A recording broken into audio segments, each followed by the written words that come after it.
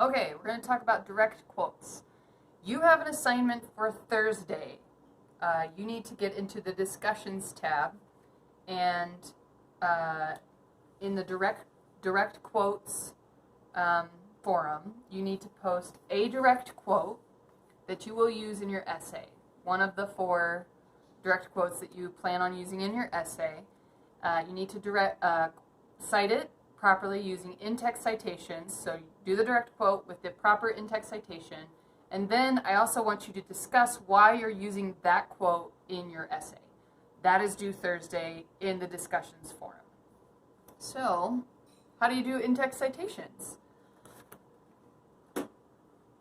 Look at the Purdue OWL. For real. It is the best resource I have to help you understand how to do in-text citations for any given resource. There are so many different kinds of resources that you can use, and they're all mildly different. So look at Purdue OWL, for real. It's the best way to really know if you're doing it right. But here's a general idea of how to do a direct quote.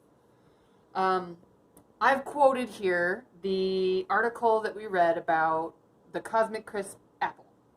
So some generic things to keep in mind. When you're doing a direct quote, you should have quotation marks around the quote. So here's where my quote starts. It says, Washington State hired a private company to handle the commercial launch of the new Apple. And then I have 4 dots. One of those dots is the period.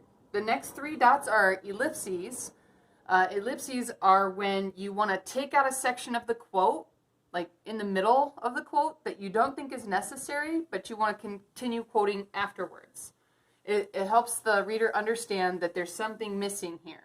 These can come at the beginning of a quote, these can go at the end of a quote, or they can be in the middle. In this example, I have the ellipses right in the middle. So you know there's at least a sentence that I have pulled out here, and I'm not putting it in my quote because I don't think it's that pertinent. Farmers finally got a chance to plant these trees in their own orchards this spring. For now, it's only available to farmers in Washington since they helped support the breeding program that created it. There's the end of my quote and my quotation marks. Then I have a citation. Charles is the last name of the author, comma, the date the article was published, comma, and then the paragraph that I found this quote in. Sometimes if you have a page number, you need to put the page number. If there's no page number, you try to put the paragraph number. If that's like impossible to do, then just leave it out. And then put the end parenthesis at the edge where the date is. And then notice my punctuation is after the citation. Not here. No. Here. This is another way of quoting. It's from the same article. Charles states that farmers in Washington want to, and notice I have the date here. This is the date the article was published. Says that farmers in Washington want to grow the Cosmic Crisp rather than the Red Delicious, which is lacking in popularity. Again, I have the paragraph that I found this quote from, punctuation after the citation. Now, this is a paraphrase. I'm more interested in you guys doing direct quotes using quotation marks with the citation at the end. However, do look at the Purdue OWL. It is your best resource for understanding how to do in-text citations for any given resource.